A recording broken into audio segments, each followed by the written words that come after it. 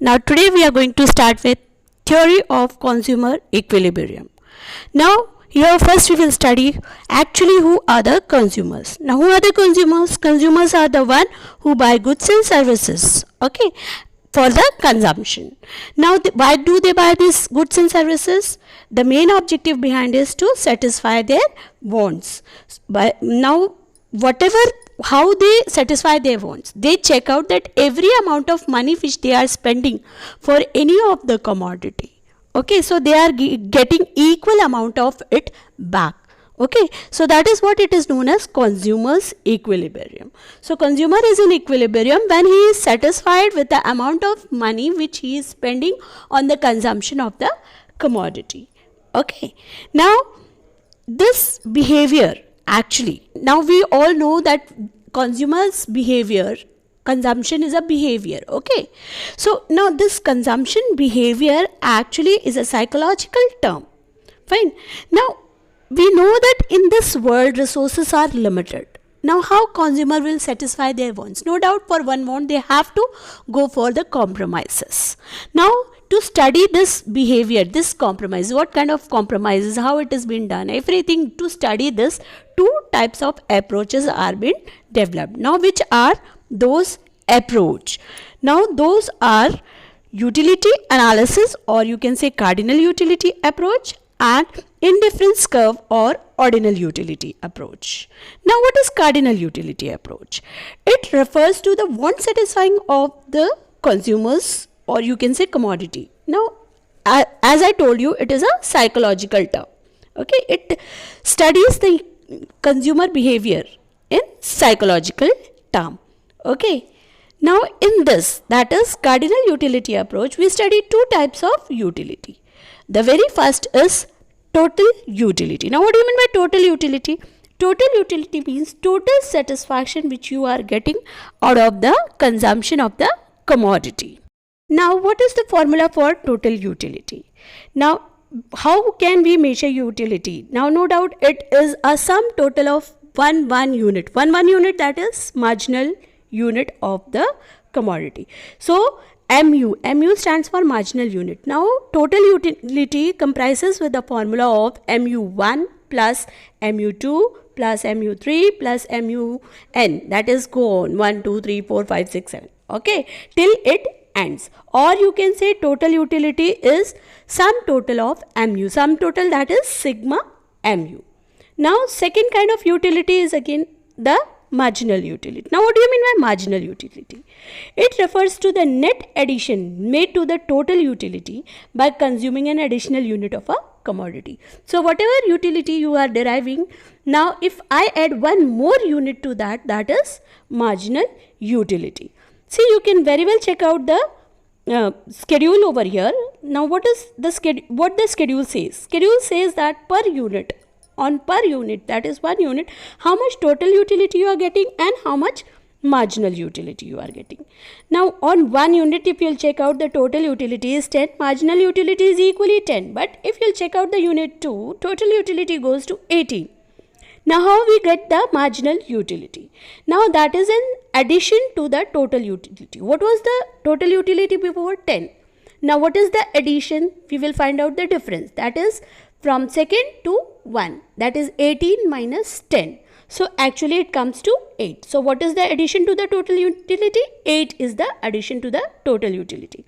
So by consuming unit 2, the marginal utility is 8.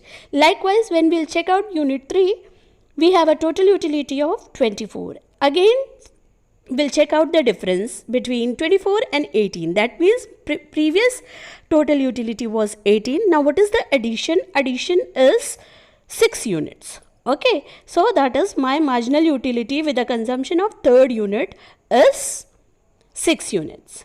Okay, now we'll move on to the next topic, that is relationship between total utility and marginal utility. You have already seen in the above schedule the relationship.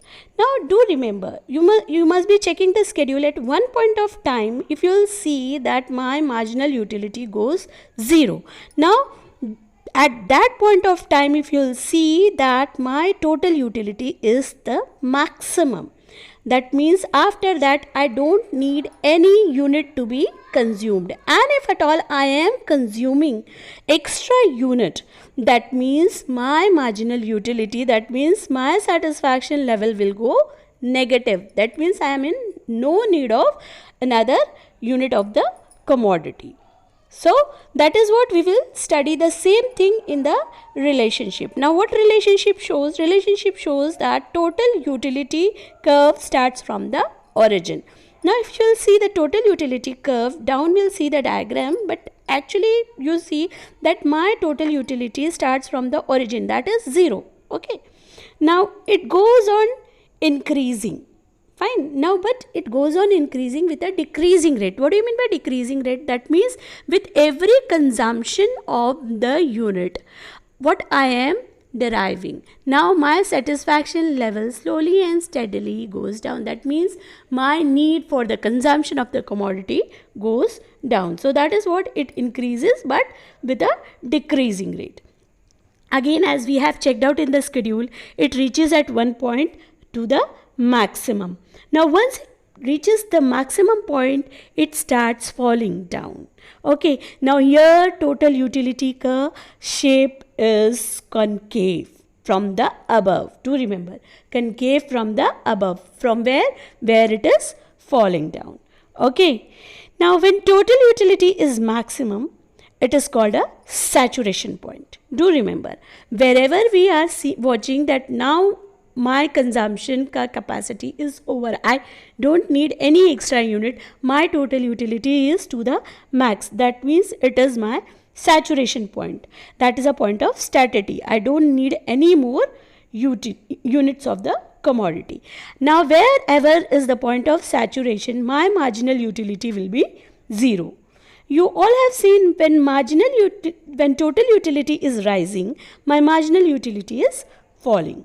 Okay, now while my total utility is falling, that means the movement when my total utility will start falling, marginal utility becomes negative. Okay. Now whatever we have studied about in schedule and relationship, same thing you can check out in the diagram. See my total utility ka diagram. First part is a total utility, second part is marginal utility. So first part, when I am drawing my total utility, see it is starting from the origin point 0. Okay. Now it goes on rising. Okay. It goes on rising, it is increasing with a decreasing trend, and at one point of time, if you will see that it has reached to the maximum height. Now if you compare the point where total utility is maximum, you will see that my marginal utility is 0. Okay, that means it is touching x-axis.